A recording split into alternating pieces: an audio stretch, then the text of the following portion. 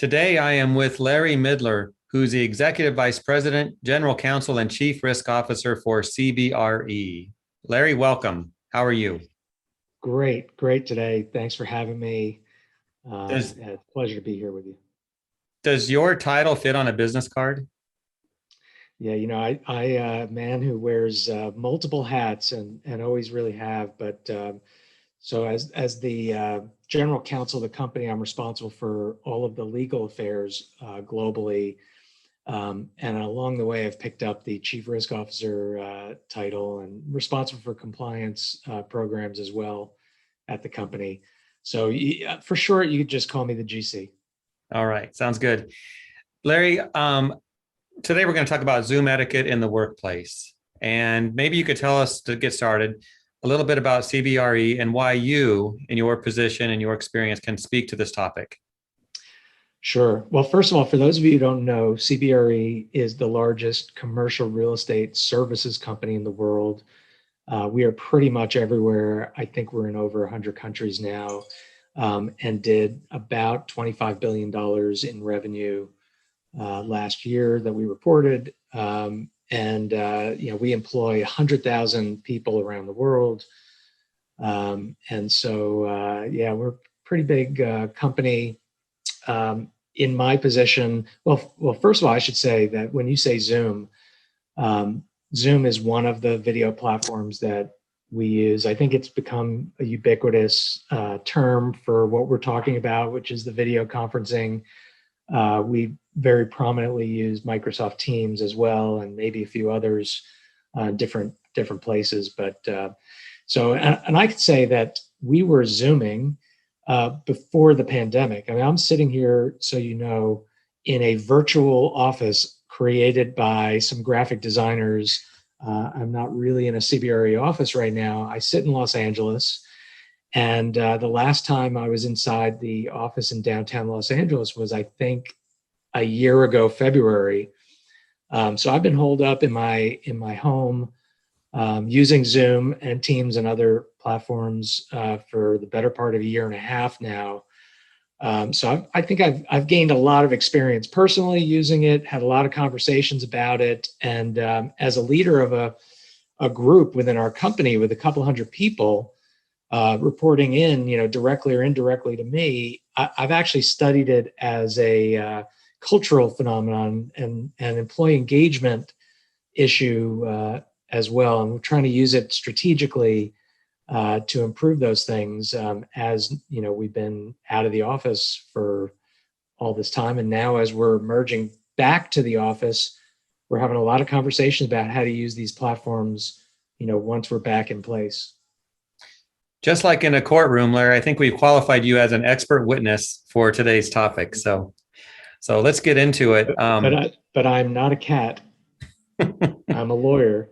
No, actually, that is actually one of the great stories of Zoom over the past year is the lawyer who put on the cat filter, and then couldn't remove it, and proceeded to argue the case in a cat filter, assuring the judge. You could look this up on YouTube. I think it went viral last year. It was like, "I assure you, Judge, I am not a cat." I saw that. Like to proceed. Yes. I saw that, and he couldn't get it changed. I guess he was breaking some Zoom etiquette right there. Yeah, there's probably a backstory having to do with his children, and a lot of folks are using the laptop for multiple different purposes, and so I'm sure that's what happened. Probably also to the CEO who became a potato as well. I don't know if you saw that one, but there was another infamous filter incident called the potato caper. And that was very similar. Not in a court of law, though. So, well, I do was not under oath. The cat was. I do spend enough time on YouTube. I've seen that one as well. So, but Larry, let's get into our questions. I have a few questions for you. Zoom has plenty of advice on how to use the platform, controlling the background noise, dress appropriately, let others speak. Do they cover it all? Is there more to it?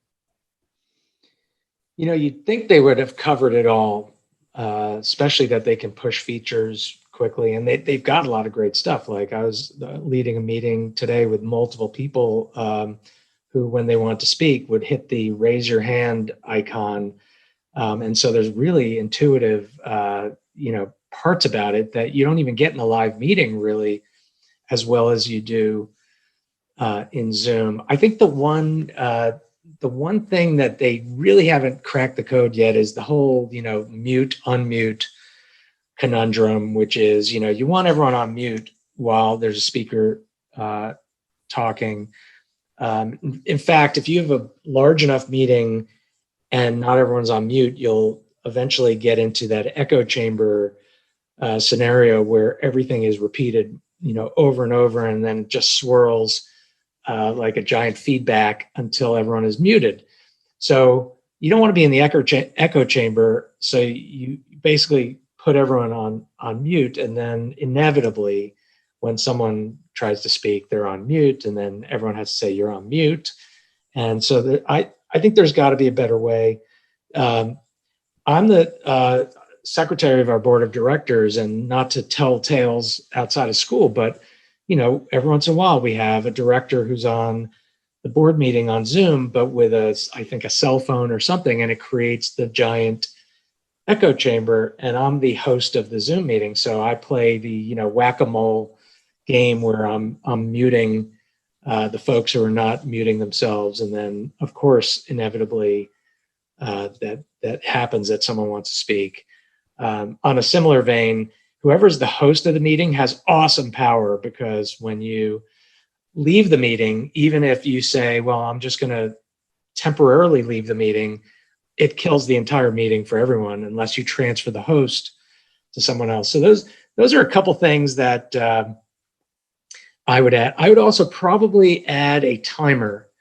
And you're probably going to tell me that Zoom or Teams has a timer, but there ought to be a stop clock, or at least an hourglass that you could flip, so that when anyone speaks, they're on the clock, or when a presentation is happening, it's on the clock. Because managing time in Zoom really important, and especially given what's happening where we're stacking these meetings on top of each other, and I'm chronically 3 to 5 minutes late for the next Zoom because the last one didn't end on time. So I would say I'm going to petition the Zoom people for an hourglass that can be set. Maybe something that just turns you off when it's your time's up, The hook. It's like the Zoom hook. Yeah. I mean, when we do live presentations at events, we have people holding up a sign. Why can't we? Maybe we need a little sign popping up. Yeah. I think so, but I'm also not going to assume that they haven't thought of that, because you've got these thousands of computer programmers who are getting customer feedback every single day, and look, you and me are just having a casual conversation about our experience. They must have thought of this. Must have them. And if it happens next week, we got to wonder, Larry, did they watch this? We'll figure it out. Yeah, in fact, we ought to claim the patent right now and protect our interests. You're the lawyer. You and me. Yeah, no, I think you and me, we have to protect our interests. I'm going to go file. Okay. Well, this recording will be timestamped, so at least we'll have that proof. Sure. Tell us about using the camera, on or off. Some people might just use Zoom like a phone. Yeah, and there have been many times when I've had to use Zoom as a phone. Particularly when caught driving somewhere and during a meeting, and you don't want to be distracted Zoom driving, so the camera's got to go off. But I would default to on almost all the time. There's some exceptions, of course, when you're in a large group gathering and you need to go offline. It's distracting to others to be doing something else while the meeting is going on. So maybe it's even courteous to go off camera to take care of personal matters. Of course, remember to mute yourself when you do that. But I would say for the most part on, and I would just wonder what Zoom would even be for if it didn't have the video feature. So enough people have talked about reading body language and facial expressions and how maybe it could be misleading or even biased the way we perceive folks' performance on Zoom as opposed to in person, et cetera. But I would say the real value of Zoom is feeling like you're in the room with someone and having a live conversation. I mean, I can't believe how great the technology is that it feels so live. Just a couple years after, we used to have video conferencing that just really felt disconnected and disjointed. So I will comment, and I understand that there's probably a majority of our viewers are women who are at some point in their career. And I do want to shout out a word of empathy to women in the workplace, because if there's a dress code violation that's kind of a serial problem on Zoom, it would be, just not dressing for work. And it would be the, colleagues of mine, or once in a while myself, wearing the baseball hat, or the sweatshirt or whatever. And I have to shout out to mostly to my female colleagues who, are under pressure to dress for work when they're on the camera, whether it's self-imposed or boss-imposed or company-imposed. I think there's just a higher burden on appearance and, frankly, unfair. And I just want to say to my female colleagues who'll be on Zoom calls with me, you do not need to feel that way whatsoever. But I know that is a reality, and not at all fair. But yeah, I mean, camera equals there's got to be some decorum, there's got to be some dress code. We've all seen the some of the Zoom fails where the mostly guys will stand up and they're wearing gym shorts or with a formal suit and tie.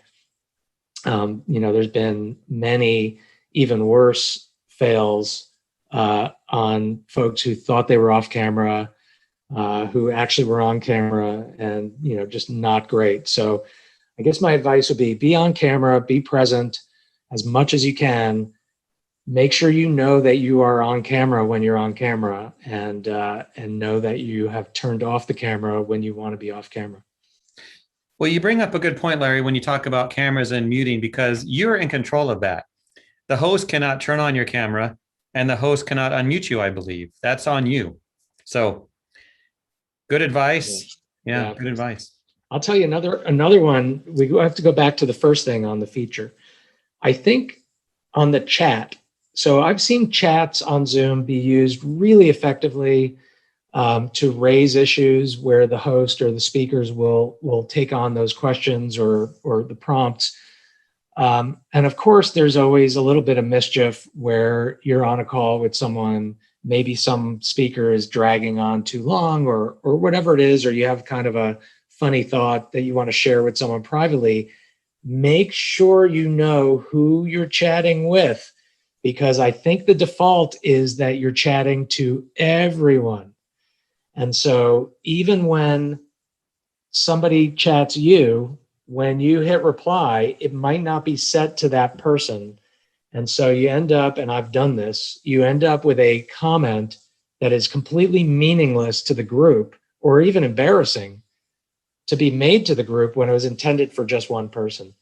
So I would say Zoom should employ the "Are you sure?" button before you would hit a chat. Chat to Chad, "Are you sure?" And then you might say, "Oh my God, this was supposed to go to Bob. Susan, right? Bob." Yeah, or maybe a recall feature, but once people see it, it's too late. Oh, it's too late. It's probably been too late for some people's careers, I would assume. There's been so much use of it. Oh, and if you're on camera, make sure you know what's behind you if you're not using the virtual background. So like, for example, the news reporter who had a big file on his desk that said in bold letters, "divorce," was not a great look.